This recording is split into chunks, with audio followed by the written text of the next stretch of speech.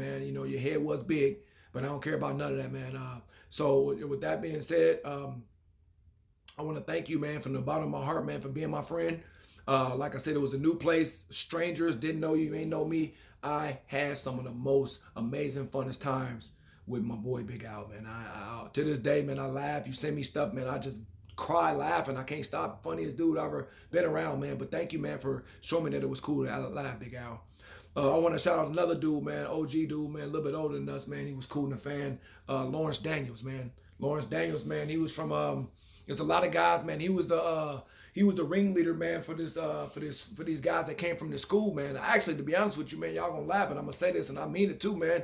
Goddamn, the Iowa Lakes should have been the Iowa Lakes Wildcats. We had so many guys from Harvey Thornton High School that was cold. All them boys was cold, man. I don't know if they won state. I don't know what they did. I never really got a chance to see. I'm going to have a couple of them on here. I'm going to talk about a couple of them too, man. But, man, every one of them boys from Thornton was thorough, man. They was legit, no hating, just real G's. Like, they was cool, man. They had a purpose.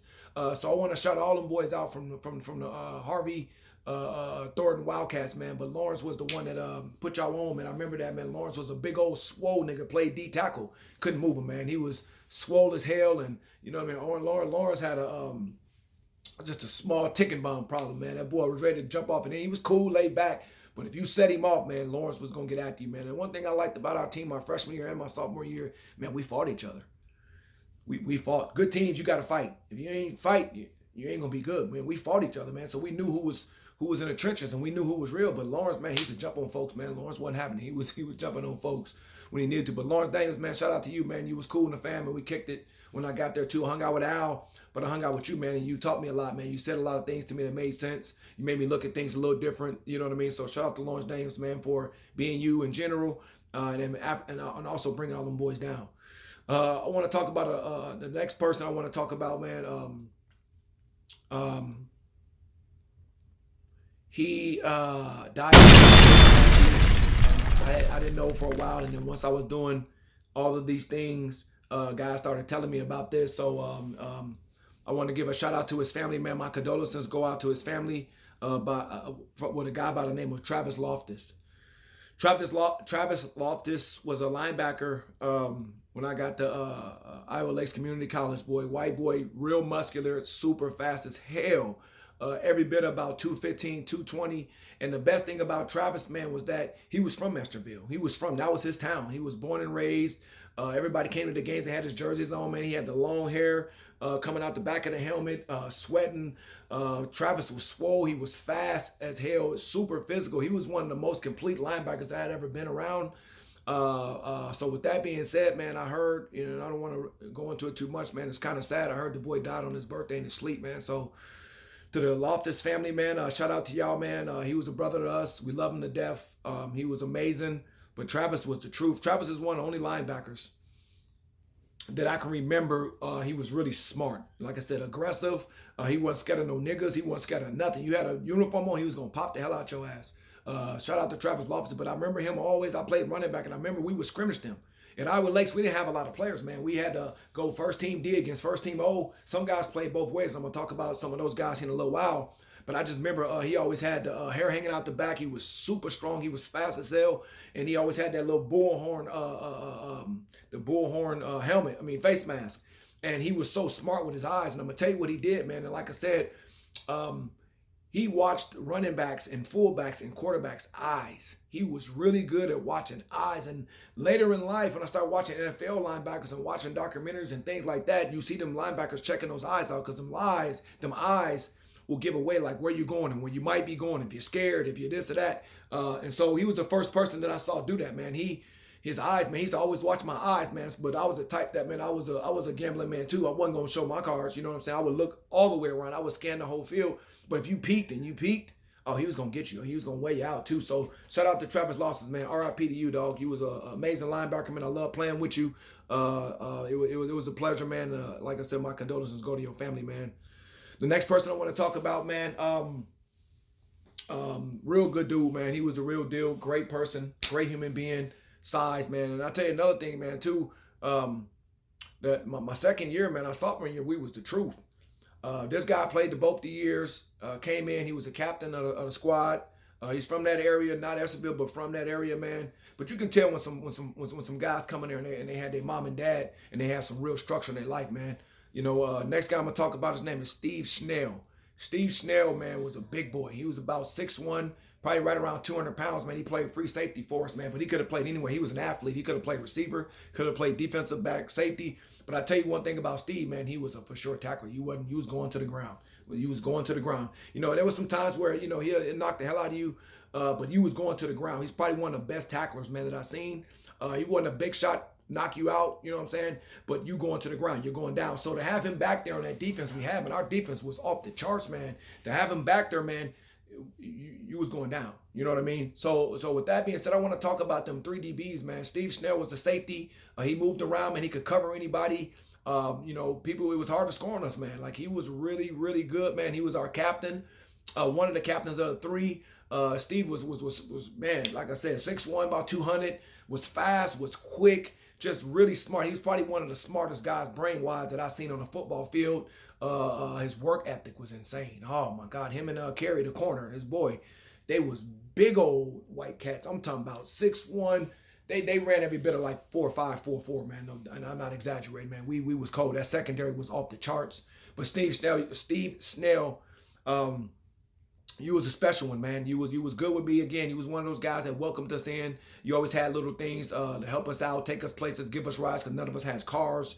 You welcomed us in, man. There was never no judgment. All you wanted to do was win. Like I said, the way your parents raised you, man, you wanted us to win, and that's all that mattered to all of us. So the way you treated us, man, being a captain, really didn't say much as well. Amazing. One of the best safeties I've ever been around in junior college, but we was big. You was real, you was cool. So man, shout out to you, Steve Snell, man. It was a pleasure to have played with you. I'm glad you and your family doing well. Spoke with you a few times. What I'm gonna do when I get done with all of this bio of the junior college, I'm gonna Zoom with a few guys, put them up here, man, so I can ask them some questions and talk about them, because it ain't no me without them.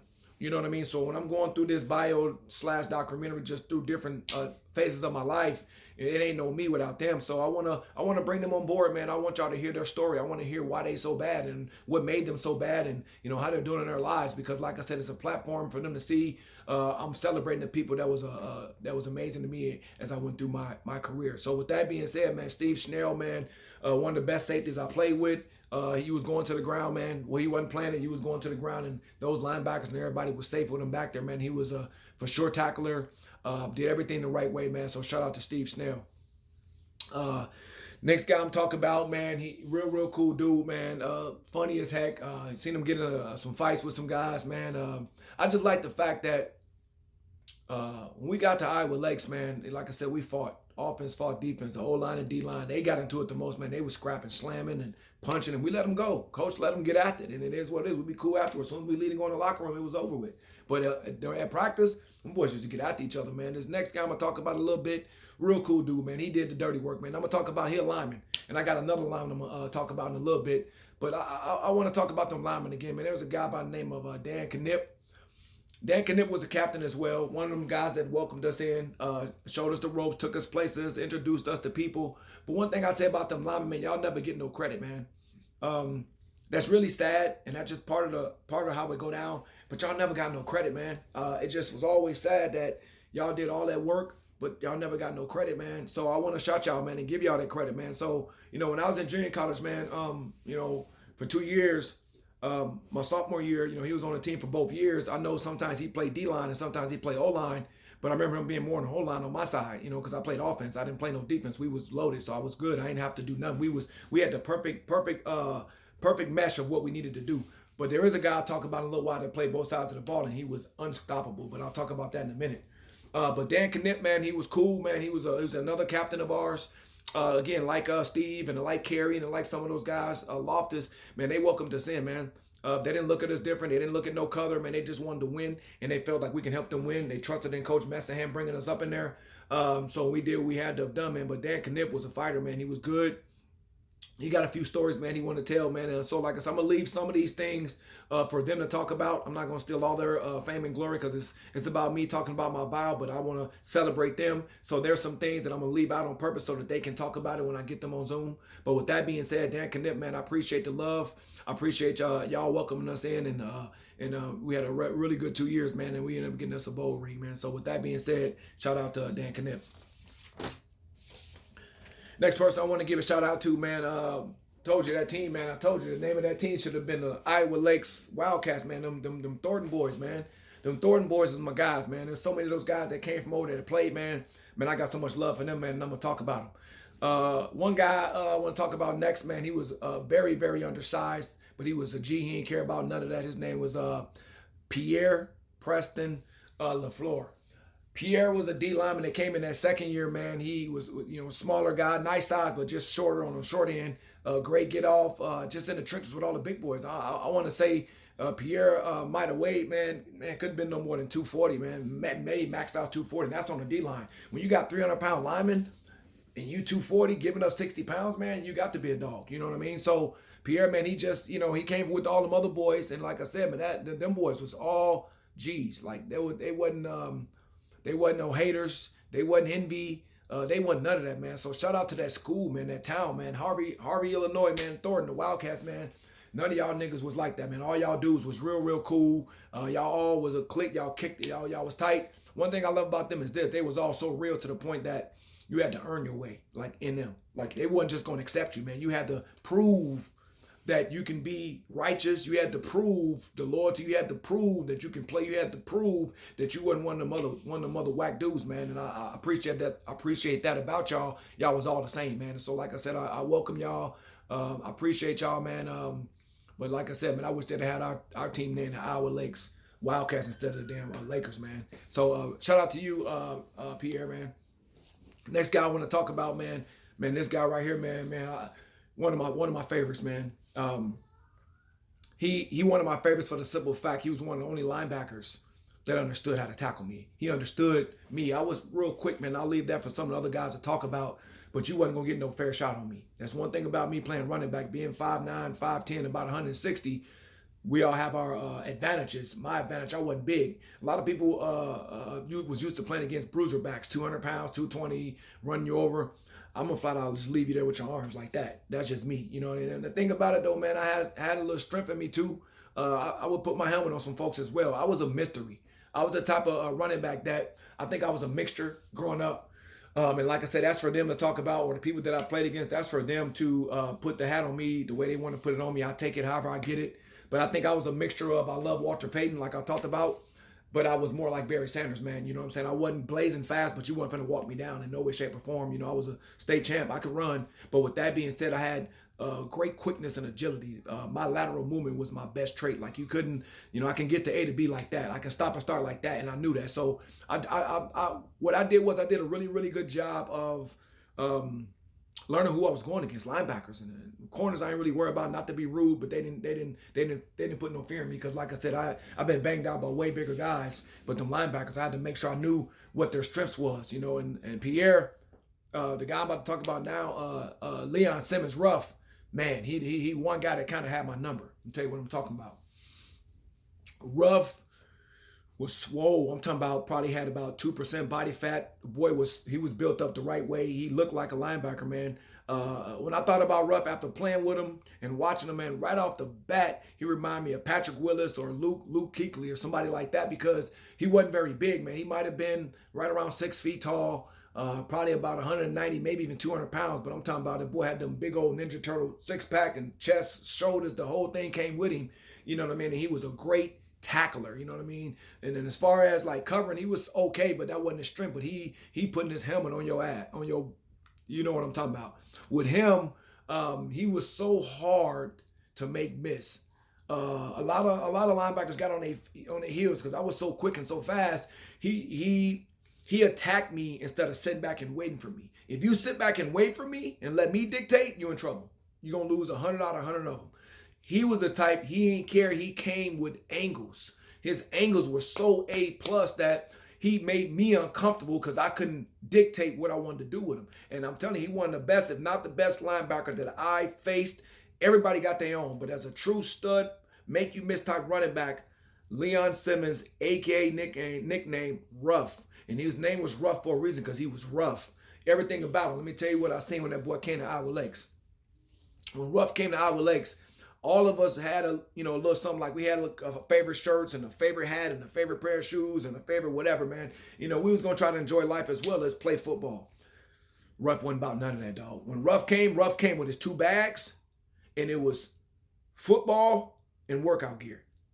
That's it. It wasn't no clothes to try to go out to the bars or the clubs, and wasn't out there, no girls, none of that, man. And he was a handsome dude, but it wasn't that. Ruff wasn't there for none of that. Ruff was there straight up and down, period, to play football. He ain't care about nothing else but playing football. And anybody that know Ruff, man, that nigga came to play football, and that was it. He ain't nothing, you know what I'm saying? And so, like I said, shout out to you, man. You a good dude, man. I talk to you from time to time now, man, and I think you might be the best linebacker that I've went against. And I'm not saying that because I'm friends with you. I'm not saying that because I'm talking with you now and I'm talking about our segment. You might be one of the best to me because of how I was. Like I said, I was great at making people miss, man. You weren't gonna put your hands on me, but yet I'll run into you when I need to, and that was what I did. It was a chess game. But with you, your angles, a lot of linebackers were great tacklers, and they were strong, and they was fast. But see, he was super fast, super aggressive, had a head that was just run through, giving you concussions, but yet angles. He did not only get you to the ground, he knocked your ass out to the ground. So shout out to you, Ruff, one of the best linebackers that I ever went against, man. Shout out to you, man. Next person I'm going to talk about, man.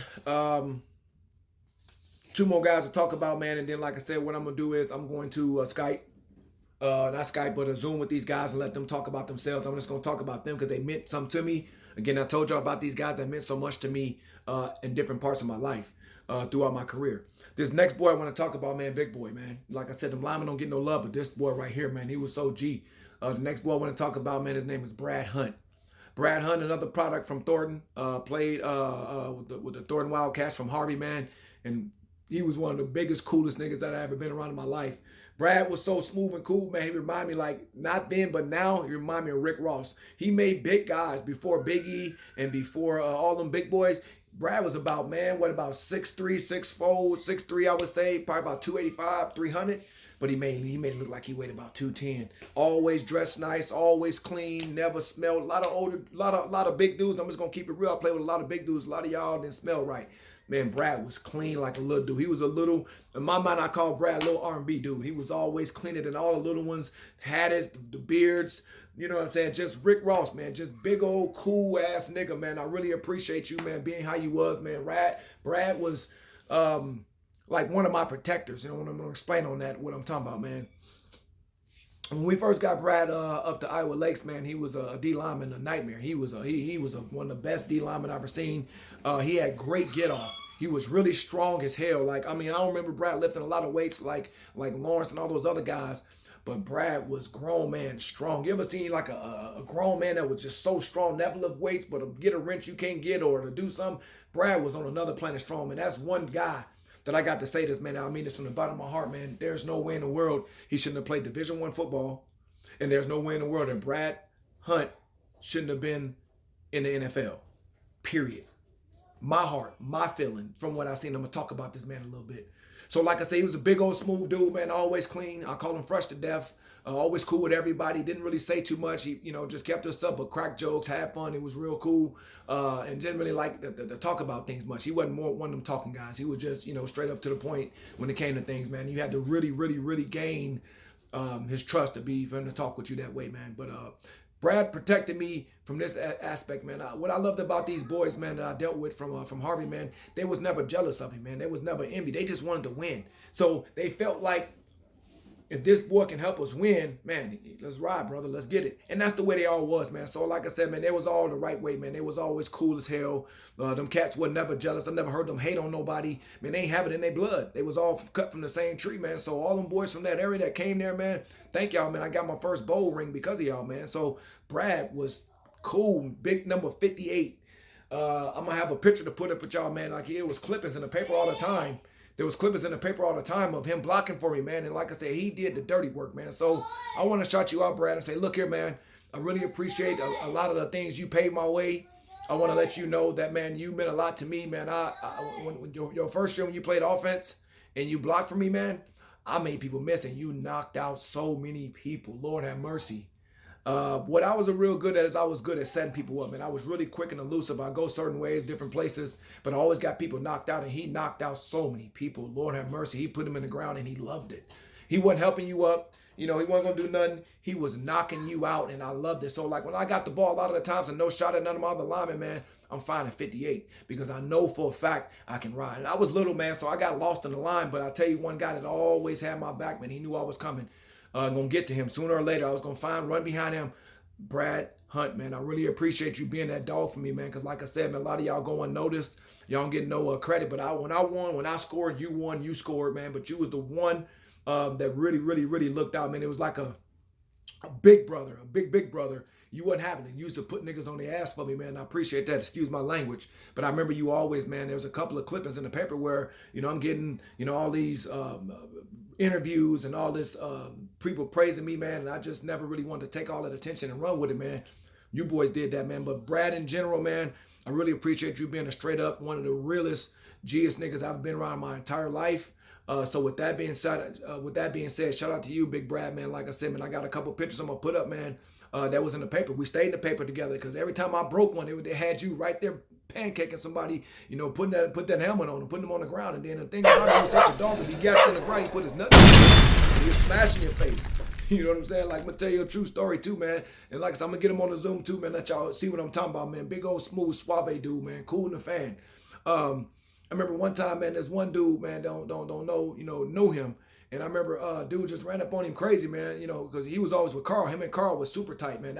They was Bonnie and Clyde, you know what I mean? And I remember a dude just ran up, man. He wasn't never caused no trouble or nothing like that. But I remember I seen him, man, knock a dude whole teeth out, jaw broke, the whole nine, and even really hit him. And I'm like, man, if he would have hit this man, he'd have went to jail for murder, man, because he hit this dude so flush and just off instinct. It wasn't like no cock back. It was like, bam, dude ran up on him, big old swole dude, ran up on him crazy.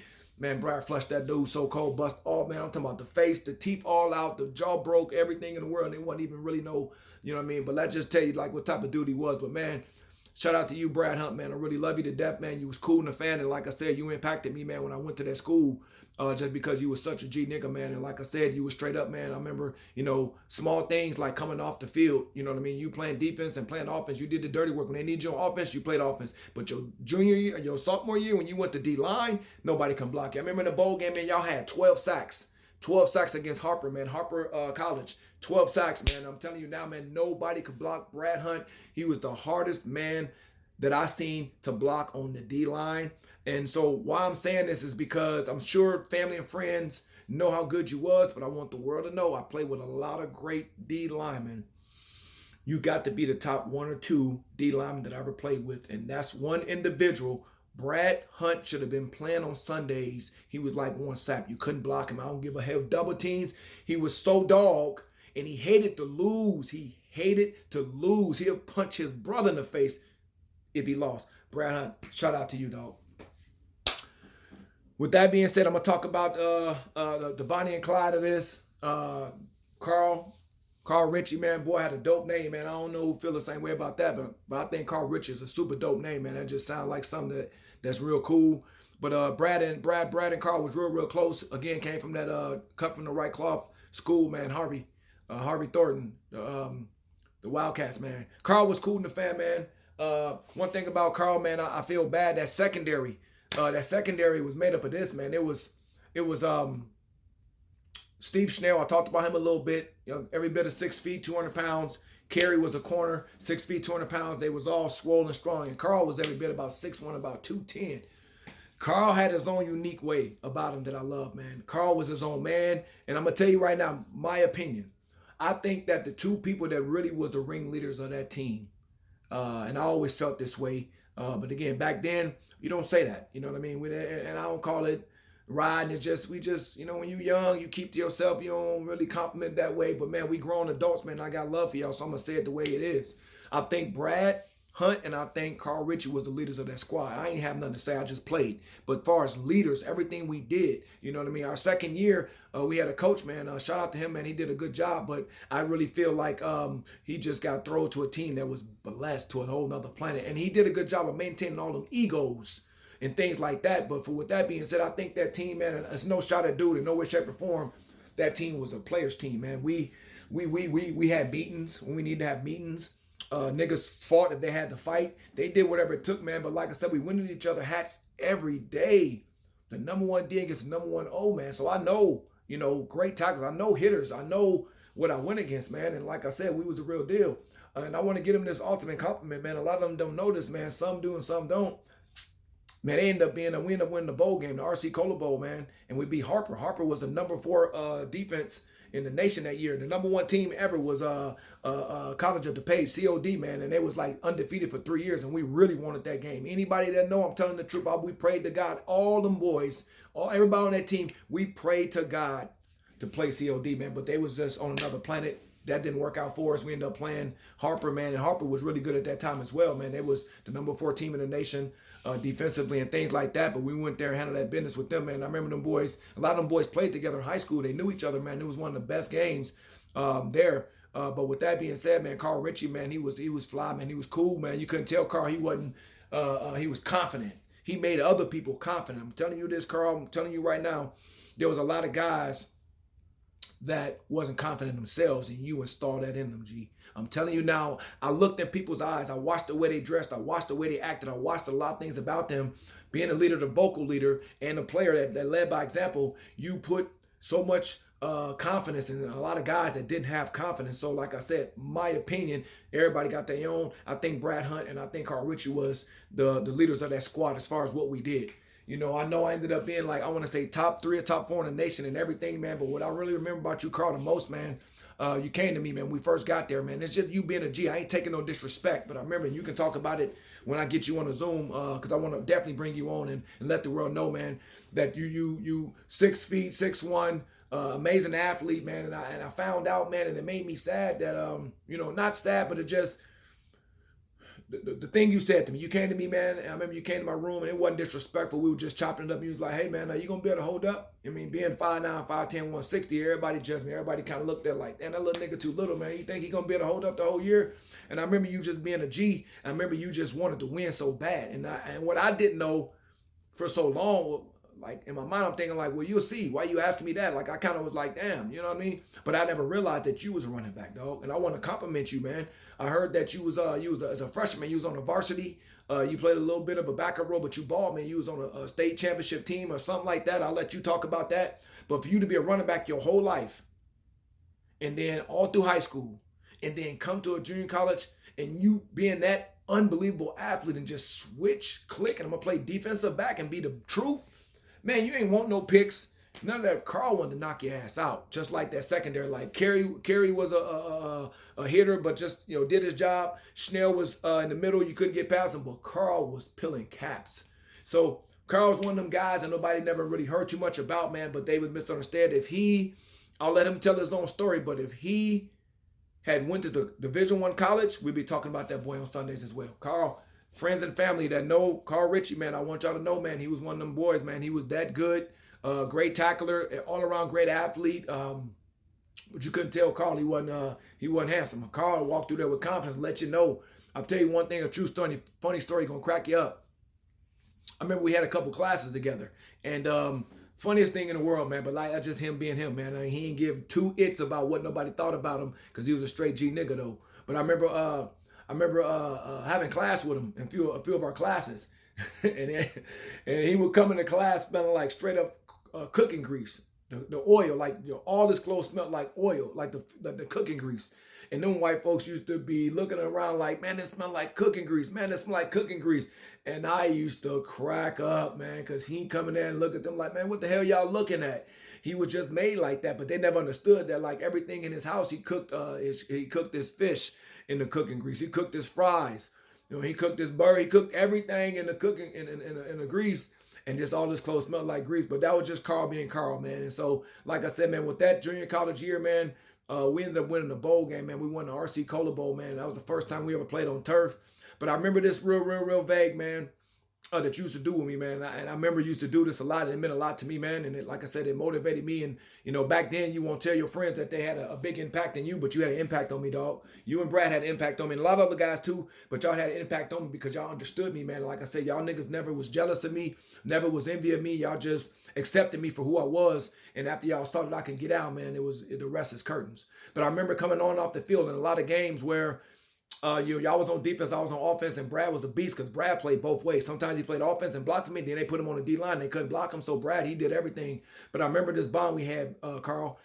Sometimes, like, I would just tell you, like, little things. I never said a lot. Like, I was real quiet, but I would say, hey, man, just get one more stop for me, dog. Just get one more. Because I'm going to find a way. I'm going to score on these niggas. I'm a score. Just stop him one more time for me. I remember you walking off, and we crossing paths every time. For some reason, we always cross paths to make comments with each other.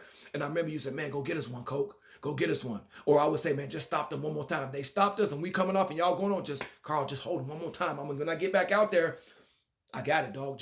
And I did that. So with that being said, man, that was one of the best teams I ever played on, man. And that team right there, man, was special to me because I played on a lot of really good teams, man, but I know a lot of y'all's guys, man, never got the credit and accolades that y'all deserved. But I want the world to know y'all. So what I'm going to do, man, I'm going to Zoom, and I got a guy working on a highlight tape, and y'all get to see y'all busting niggas like y'all did, us scoring touchdowns and celebrating with each other, man. That was fun. So in that chapter of my life, man, I want to say thank y'all so much. All you guys I talked about, and there's a whole bunch more, man. I ain't forgot about y'all, but these guys stood out the most. I want to say thank y'all, man, because when I got to Iowa Lakes Community College, that was the time of my life, man, where I labeled it being free. And I couldn't have met a better bunch of guys, man. Y'all welcomed me in, man. Y'all was cool as hell. Like I said, y'all all was G's, you know what I mean? And so I had to prove who I was. We all had to prove who we was. But some of my best times was at the Iowa Lakes Community College, man. And like I said, I want to thank y'all, man. For the ones that's alive, man, I want to thank y'all. I hope y'all watching this, man. Get back to me. What I'm going to do now is that I'm going to, a lot of these guys that I talked about, I'm going to Zoom with them. And I want to put them up so that we can talk about some of the things I just talked about. But I want you to hear about them out of their words, from their mouth. Because like I said, man, I want the world to know about them because they impacted me in my junior college career. Without that junior college, man, it wouldn't have been no nothing for me. But a lot of them guys, man, they had just as successful careers as me in junior college. And, for whatever reason, I let them tell the reason why it didn't go further, but that's not for me to do that, man. But I tell you this right now, a few of those guys should have been playing on Sundays, man. I'm telling you now, and I'm not saying that because I'm cool with them. I'm not saying because they're going to see this. I'm saying it because it was really sincere, and anybody that played with them knew it. They should have been playing on Sundays, man. They had the size, they had the strength, they had the speed, they had everything about them. The dog, everything in the world about them was Division I football. Everything about them was NFL written all over them, man. So with that being said, man, shout out to them Iowa Lake Lakers, man. Forever Brotherhood. RC Cola Bowl champions, man. And I remember this one little thing too about Harper, man. They came in there talking so crazy, jumping up and down. They couldn't wait. And like I said, man, I won't forget this to the day I die, boys. I remember just being in the locker room, getting ready before the game. And I just knew that game we was going to win. In the fashion we did it, we dominated like we wouldn't believe. But the eyes don't never lie, man. Looking in a lot of y'all's eyes, man, it was just something like it was there. I ain't see no scared. I ain't see no doubt. I ain't see no nothing.